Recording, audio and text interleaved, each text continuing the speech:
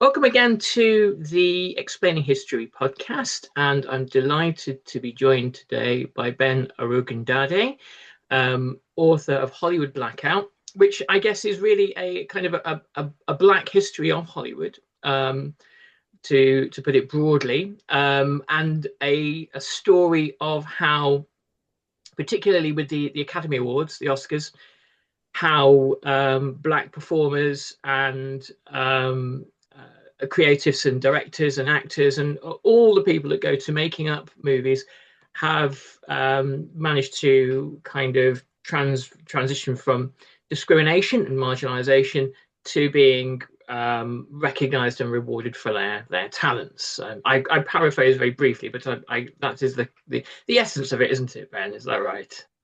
Yes, it is. I mean, it focuses on the history of the Oscars specifically, and it focuses primarily on the African-American experience, although it also includes the experiences of other minorities, Hispanics and Asians as well, and how they're fared within Hollywood history as well. The Oscars. So this is something I have precious little knowledge about. Where do they come from, indeed? Where's this sort of weird annual ritual that we kind of take for granted? Where does it actually come from? Yeah, they were started in 1927 by Louis B. Mayer, who was one of the big Hollywood studio heads at the time. He ran MGM, and he decided to create what was essentially a trade body to give out awards to the industry and the industry's different departments, not just the actors, but the technical departments as well. So it's basically a trade show to sort of reward the people within the industry in the hope that they would then behave better and work harder within the industry. So it wasn't conceived initially as the massive global extravaganza that it has since become. Yeah. So it's kind of morphed from the thing he imagined in a big way. He obviously didn't imagine it was something that would be for minorities or indeed for people that were not male either. It was designed as a kind of boys' club, a white boys' club, basically. Well, you find these sorts of kind of internal industry sort of award kind of rituals in everything from like carpet salesman to key cutting, don't you? It's sort of one of those things, and actually it's part of a kind of a wider kind of corporate culture that sort of is a century old or thereabouts, and kind of originates in and around the 1920s in lots and lots of different fields. But I think it's really fascinating if you look at it from a kind of I suppose what you call a cultural studies perspective, how you have this annual ritual that, as you said, was a boys' club, was the industry talking to the industry, and then its original intentions change, and in some ways are challenged and subverted by minority and female voices looking to kind of to get in there, really, I suppose. When so when we look at the kind of the history of 20th century cinema, there are not one or two, but a number of key moments for black artists, aren't there? For example, Gone with the Wind, I think, is the kind of the most pivotal one, perhaps. But what happens in these moments, and how do black voices suddenly wind up, or black actors particularly suddenly wind up being recognized in far more overtly segregated times than we live now? Yeah, I mean, you're right in identifying the fact that at that time in the history of the culture, all clubs were designed in the image of the people who were in power. So Hollywood was just one example of dozens of industries at that time that designed clubs to represent themselves. And then what happens is everybody who's excluded then begin to say, well, hang on, what about me? And then as they begin to develop and gain more status within the industry, they then begin to want to be included, because obviously what you're seeing in those days and what you're still seeing now is people looking at the wider culture and they're saying, I want to be part of that. I want to participate. I also want to be in the room. I also want to be in the club. This is kind of natural human instinct to want to be part of the thing. And so then what sets in motion is the journey for those people who are outside the window to try and get inside. And Hattie McDaniel is a pivotal figure in that, because she was the first one to win an Oscar, the first non-white actor to win an Oscar in a film for which it shouldn't have been possible. Yeah. No minorities had been nominated before her, and the role that she won for, playing Mammy in Gone with the Wind, wasn't designed to be particularly groundbreaking as a piece, but she managed somehow to turn it into something that the Academy voters couldn't ignore. But the other key factor to note was that her victory came in at the 1940 Oscars against the backdrop of the Nazis marching across Europe. Yes. So these external factors have also been pivotal in the timing of African Americans and other minorities winning Oscars. It's outside pressure from events in the real world influencing the minds of voters at specific times. And I think that leads me on to my next question. When you move forward a generation, and you look like people like Sidney Poitier, for example, key figures who seem to kind of signify the civil rights movement. The Sidney Poitier, although not American by birth, I think he's Barbadian by birth, but he Bahamas. Right. He sort of signifies this the kind of the idea of dignity, the dignity of the African American man, subjugated by white racism in a number of key roles. And I wonder, to what extent do you think that it's performances like that have a key effect on historical moments like the civil rights movement, or are they the product of those moments? I mean, do film stars and musicians and things like that actually bring change about, do we think? I mean, history suggests that there needs to be a perfect storm. Things all need to come together at the same time. Mm-hmm. So Sidney Poitier rose after the Second World War at a time when there was a new energy, not only of optimism, but a new energy of liberalism within Hollywood post-war.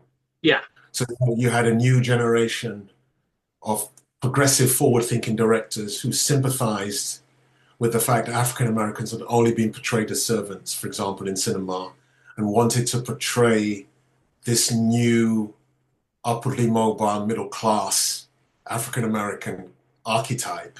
Mm-hmm. So Sidney Poitier arrived to coincide with that.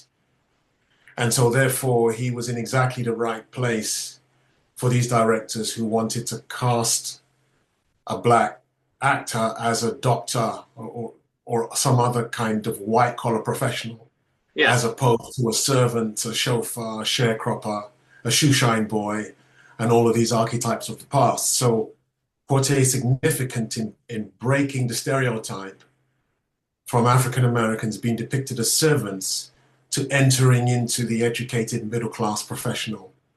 And so that was the significance of him and his timing. And then the peak of his powers, if you like, 1964, when he wins his Oscar for Best Actor for Lilies of the Field, that also comes at a time when the civil rights movement was reaching its peak. Yeah. So it comes in after the Civil Rights March on Washington, Right. where Martin Luther King gives his I Have a Dream speech. And that event was attended by all of the big Hollywood stars at the time. Mm-hmm. So Sidney Poitier's arrival coincided with this new wave of middle-class black professionals in film. And then the civil rights movement coincided with him winning the Oscar. Mm-hmm. So again, events out in the world crashed into Hollywood and drew attention to the quality of those people's performances in ways it wouldn't have done otherwise. I suppose if you go all the way back to the pre-cinema era, during the kind of Reconstruction era and its sort of failure and aftermath, you have very negative portrayals of African Americans in kind of Jim Crow traveling shows. People making fun of newly emancipated African Americans, partly because white people feel threatened. They feel threatened now that these people aren't slaves, and it's quite a way to process that kind of sense of threat is to make fun. And of course, Jim Crow doesn't just stop there. It carries on into there are sort of Jim Crow kind of portrayals in cinema for quite a while. And I wonder, is it people like Sidney Poitier that almost ended that, or are these kind of humiliating portrayals of African Americans still ongoing for a very, very long time, do you think? I mean, he did end that, particularly for the archetype of the black male actor.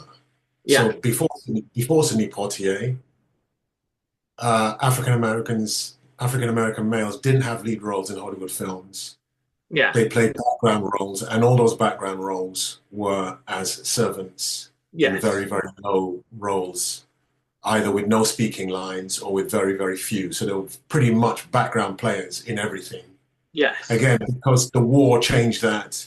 And after the war, a series of more liberal-minded directors who wanted to show the black middle class that was actually a part of society. So Hollywood was responding to what was happening. Yeah. In other words, black people the black middle class were upwardly mobile then. And so these archetypes were out there in society. And that was a big influence, because if you could see black doctors, black dentists, black bankers out in the world, then it was more conceivable that those people would be believable as cinema characters. Yeah. Because you'd seen them in the streets, you'd seen them in business. So that moved the archetype on. So before that, people could only believe within their mindsets that a black actor could only be a servant, because those are the archetypes that were around them. Sure. So things shifted when these archetypes came into being, and Poitier he was the talent who was there at exactly that moment to take advantage of that. Yeah. And so moving on from him, as we go further into the sort of like the 70s, 80s and 90s, where would you say are the kind of the Hattie McDaniel and the Sidney Poitier moments sort of following that? Yeah, so the pattern that I noticed when I was writing was that a lot of the occasions in which African Americans won Oscars coincided with what you might call inciting points, inciting incidents in the outside world. So in 1940, with Hattie McDaniel, it was the Second World War and Hitler marching across Europe. In 1964, when Poitier won, it was the civil rights movement. Mm-hmm. Then in 1983, when Lou Gossett Jr. won For an Officer and a Gentleman, it was the backdrop to the end of the Vietnam War. Yeah. And then when Denzel Washington won in 1990 for Glory, another war film, it was within that same era and a number of other conflicts that America had externally in other countries. So what you find is, as you track through the victories, you see inciting incidents alongside. Yeah. And as we go into the 20th century, then what you have is the two big inciting incidents we've had so far in the 20th century, which were digital kind of tsunamis, Oscars So White in 2016, and then Black Lives Matter in 2020. The same things happen.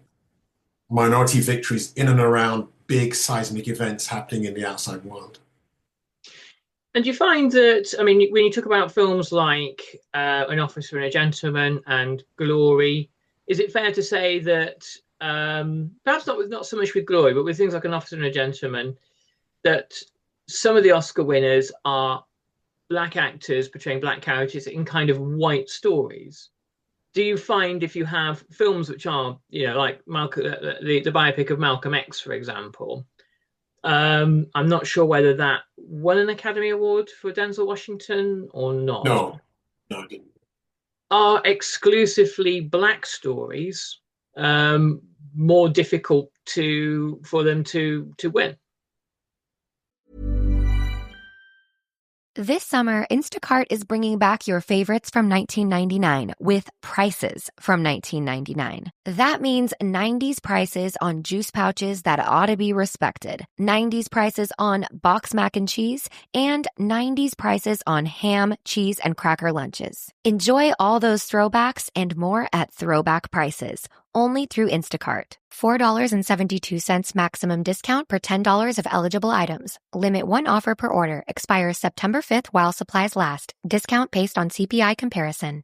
At Capella University, you can learn at your own pace with our FlexPath learning format. Take 1 or 2 courses at a time and complete as many as you can in a 12-week billing session.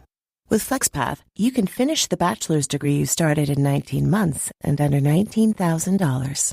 A different future is closer than you think with Capella University.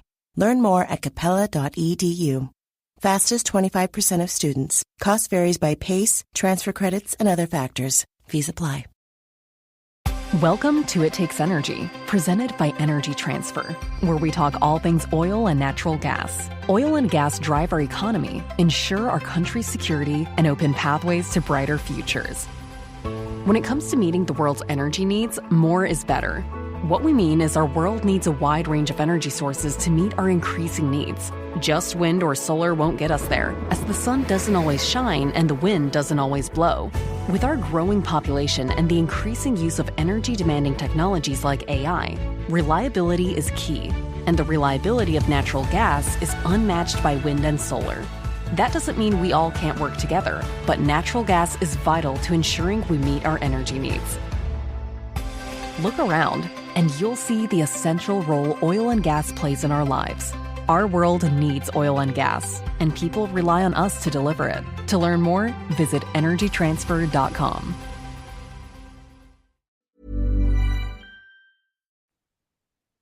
Statistically, the answer is yes. To this day, no black director has won or been nominated for Best Director. Right. Uh, no, no black female director has been nominated for Best Director. No. Black films are still considered to be kind of other in terms of their audience and appeal. And so the line, if you like, has yet to be crossed. So there is still the connotation that a non-mainstream film is for them over there, and it isn't something that actually is going to be for a mainstream audience. So the actors that have won Oscars have excelled within white stories, if you like, as you mentioned there. So Lou Gossett Jr.'s role as the gunnery sergeant in An Officer and Gentleman, that was a role written for a white actor. And then he impressed so much at the audition that they gave it to him. Mm-hmm. And the story of African Americans and other minorities at the Oscars, winning Oscars, you see that story a lot. So, for example, in Ghost, when Whoopi Goldberg won Best Supporting Act, that was also a role that wasn't written for a black woman. Yeah. So what you see over the history of the culture is black actors getting performances by convincing directors with amazing performances. Hey, maybe we can cast this in a different way. Yeah. So often, and they'll say this to this day, often the only reason they work is because they are very good at convincing white directors who have their hearts set on a white person in a certain role to reconsider, because they're able to kind of give an amazing performance that makes the director think in another way. And obviously, if we talk about black filmmaking, and obviously no blaxploitation film ever won an Oscar, but what would you say? I mean, what has been, for example, the legacy of things like blaxploitation on mainstream cinema in general? Is it really always just existed in its own niche, or has it had is it kind of influential in ways beyond that, do you think? I think it's been influential in the way that a lot of non-mainstream but culturally relevant things have influenced the culture. Right. So in some ways, the fact that whatever is really good but not mainstream has an influence that is kind of very difficult to quantify culturally, and certainly goes beyond what the box office numbers are saying. And often that's the sort of category that a lot of the black films sit in. I mean, in the end, the legacy is a very, very difficult one. I mean, with blaxploitation, you have arguments both ways. You have people who will say that the blaxploitation era just perpetuated negative stereotypes of black people as pimps and drug dealers and stuff. Other people will say that they were fantastically cultural, fantastically kind of dynamic filmmaking where African Americans were partly in control of their own narratives, which has often been the raison d'etre for making black films, to say, okay, we need to tell our own stories and to take our stories out of the hands of white directors. Mm-hmm. So the opinions go both ways on that. But as far as the mainstream Hollywood is concerned, the big thing to remember is that mainstream Hollywood, one of the big barriers to equality in these productions is that mainstream Hollywood doesn't actually need black films or black actors to survive. Yeah. So if black actors did not exist, if Hispanic and Asian actors did not exist, Hollywood would still be a very, very profitable place. Yeah. With movie white protagonists. And so if you contrast that, for example, to sports or music, where black participants are necessary in order for those genres to exist, those people have actually fared better. Right. Because the genres depend on them. Whereas in films, the black participation, the industry doesn't rely on it. And Yeah. so it can do it out. And therefore, that becomes a very precarious basis upon which to base equality, because it then becomes arbitrary. It then becomes down to whether or not the powers that be decide to put these people in. And then we're talking about them being included more for cultural, moral reasons than for any other reason. And that's what makes it fragile. I suppose if you look at, say, from the 90s onwards, you have stars like Denzel Washington, Will Smith, Samuel L. Jackson, who are, box office gold. And they might be evidence of people saying, well, that there are, these are seriously bankable people. Whether you can cast a Will Smith movie with, white cast it instead, who knows? But with all of those stars, would you say that it is because they have an ability to translate black experience to white audiences? Is that the kind of the root of their? I mean, obviously they're massively, fantastically charismatic people too, but is that why they're chosen by Hollywood, do you think? Yeah, I mean, if you take Will Smith's example, and Will Smith has said this himself, he always had his eye on being a global, international movie star. Yeah. His thing was always about breaking the stereotype that black films don't sell abroad. So he, from the beginning, was always someone who saw himself as a global figure, and therefore somebody who would have a massive and powerful influence financially, because the global box office is really where it's at. Yeah. As opposed to the American only box office. But, in order to do that, he's deliberately picked films which would have a broad appeal. Yeah. As opposed to films which you might say are specifically black narratives. Yeah.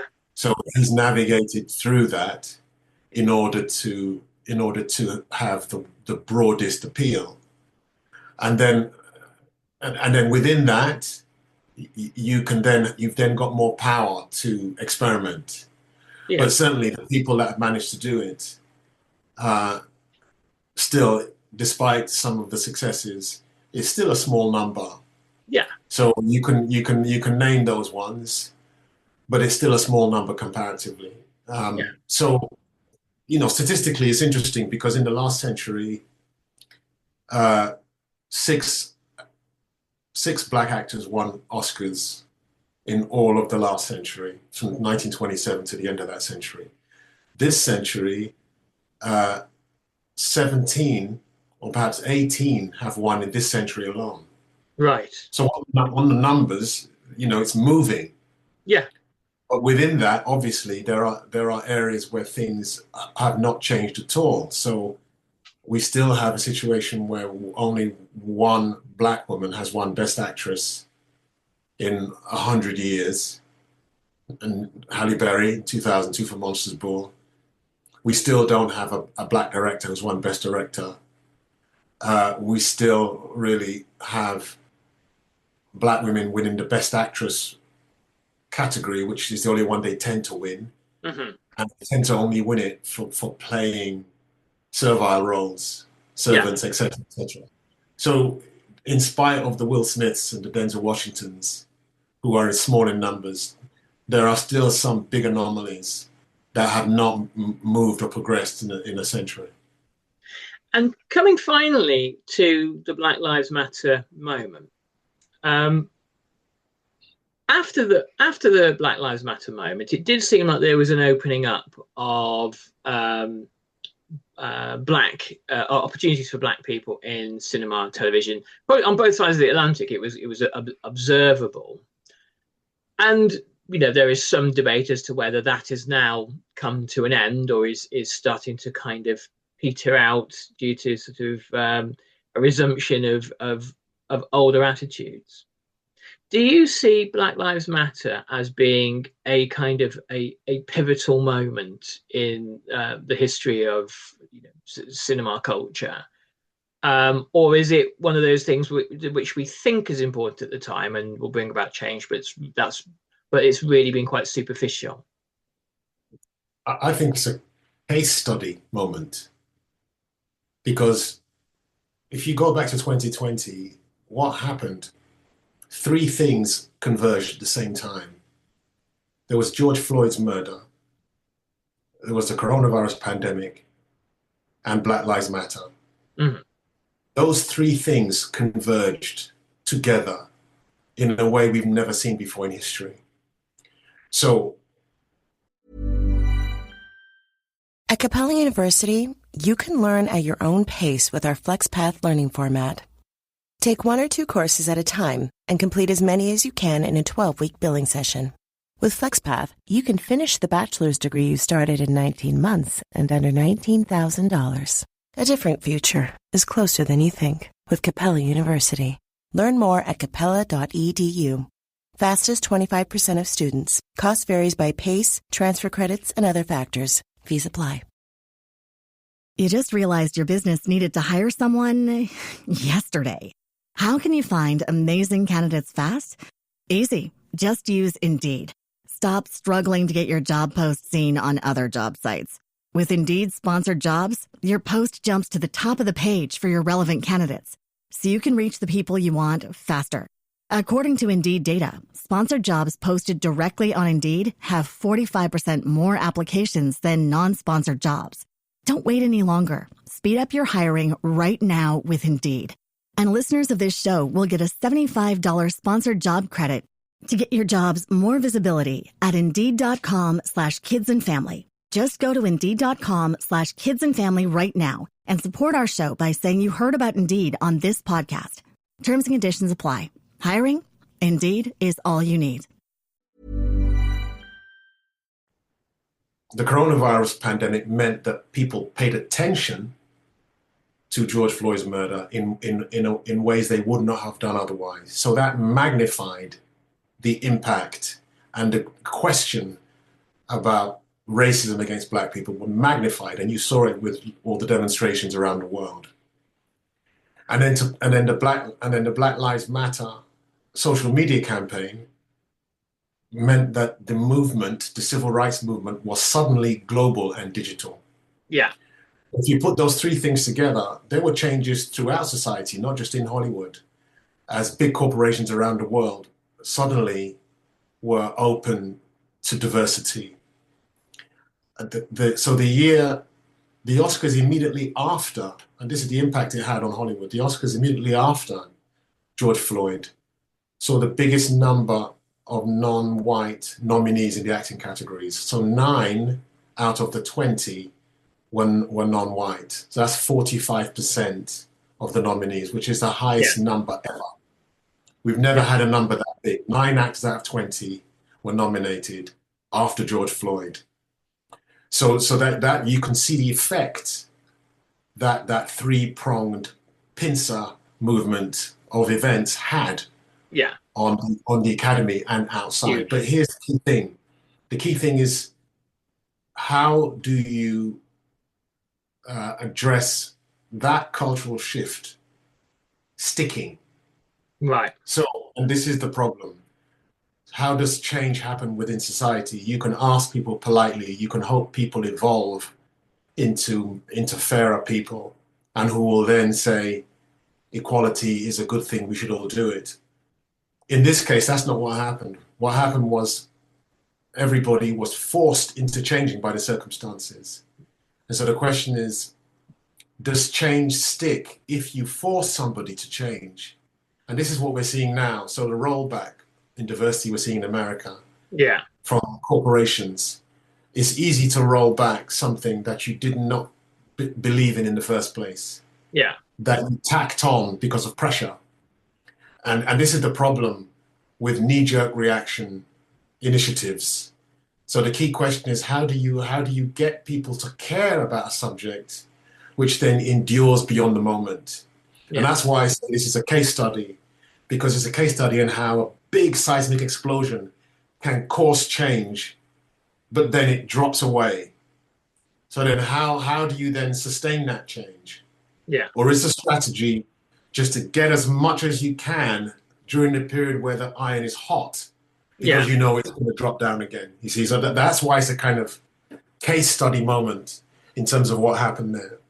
Well, my guess, and it's only a guess, and it's an incomplete answer, is that perhaps culturally you get to move the window, five shifts that way, and it'll move 2 back, and hopefully you stay 3 ahead.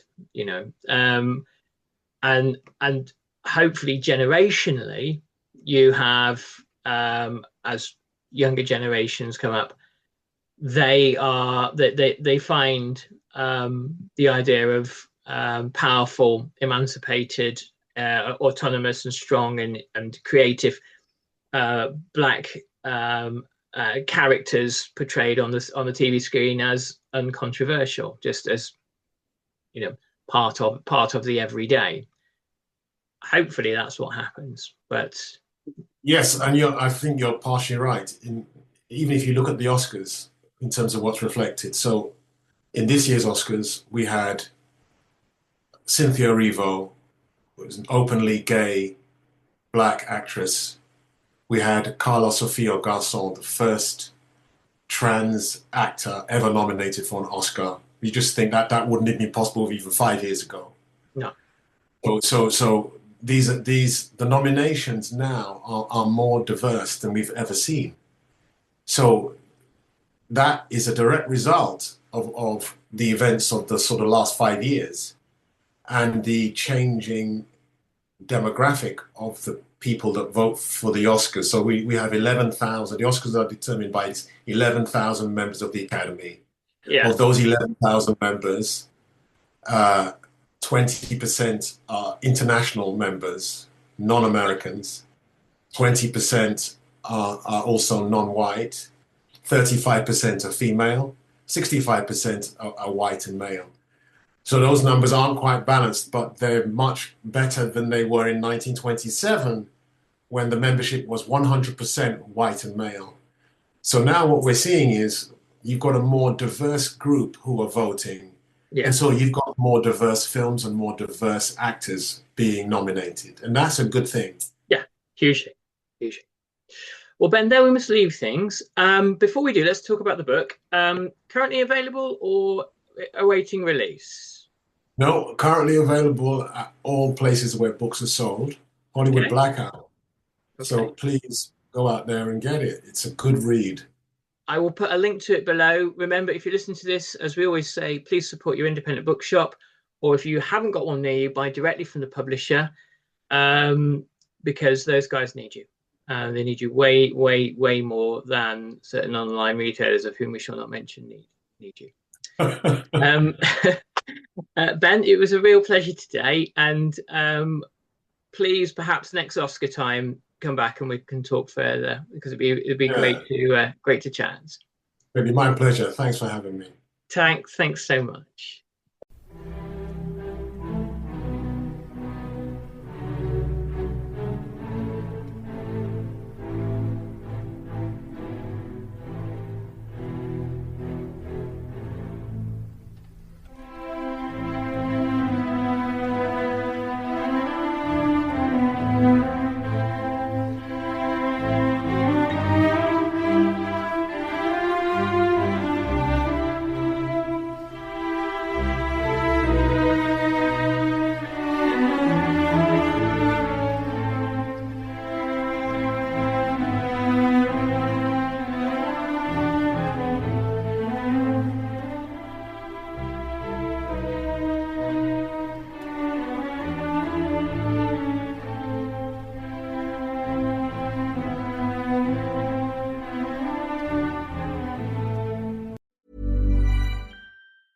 At Capella University, you can learn at your own pace with our FlexPath learning format.